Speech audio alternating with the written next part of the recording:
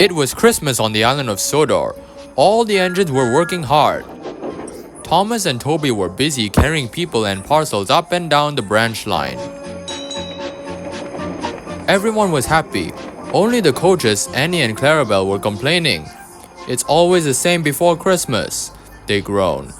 "We feel so full, we feel so full." "Oh, come on," said Thomas. "Where's your festive spirit?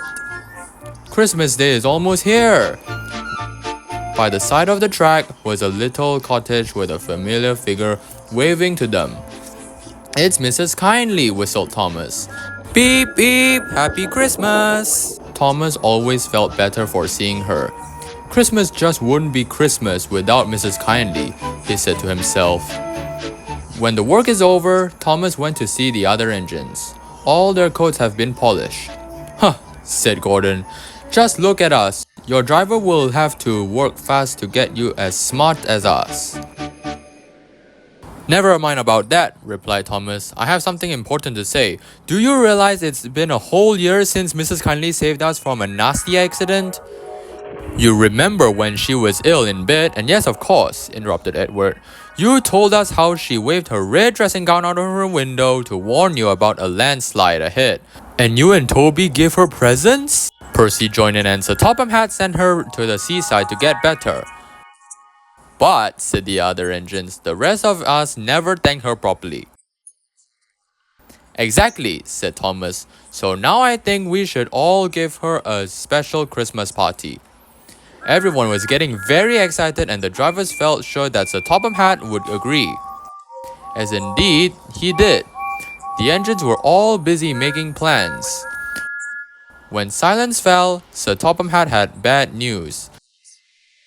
"The weather's changed badly. Mrs. Kindly is snowed up. Toby says he'll help to rescue her. You must help too, Thomas. There's no party unless you do." Thomas hated snow, but he said bravely, "I'll try, sir. We must rescue her. We must." "That's a good engine. You and Toby will manage splendidly." Thomas charged the snowdrifts fiercely. Sometimes he swept from the side. Sometimes they stuck fast, and the man had loosened them.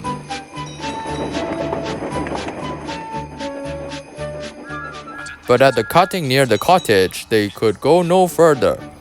"Look at that!" exclaimed Thomas's fireman. "Beep, beep, beep, here we are." An answering wave came from an upstairs window. Then they heard a familiar sound. "That's Terence the tractor," said Thomas. "He's come to help too." Sure enough, Terence had a snowplow and was working hard to clear a patch to the railroad line in safety. At long last, the rescue was completed. Percy took the tired workmen home.